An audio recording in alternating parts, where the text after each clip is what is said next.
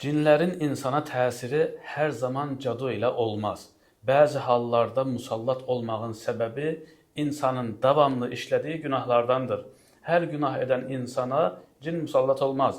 Lakin günahda israr edən, onu tərk etməyə niyyəti olmayan və eyni xətanı davamlı təkrarlayan şəxslər üzərindəki mənəvi qoruma qalxar və cin musallat olar.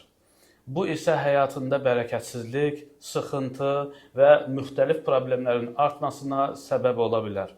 Rəbbimiz Cəllə və Alə buyurur: وَمَنْ يَعْشُ عَنْ ذِكْرِ الرَّحْمَنِ نُقَيِّدْ لَهُ شَيْطَانٌ فَهُوَ لَهُ قَرِينٌ.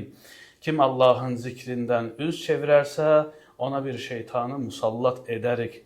Gözəl xəbər isə budur ki, günah səbəbi ilə gələn cinlər və yaranan mənəvi ağırlıq səmimi tövbə ilə aradan qalxar. Şeytan günahı sevir, lakin tövbədən qaçar. Buna görə hər gecə yatmazdan əvvəl günahlarımız üçün tövbə etmək, gün ərzində isə çoxlu istiğfar etmək insanı qoruyar, qəlbə rahatlıq verər və bərəkətin artmasına səbəb olar.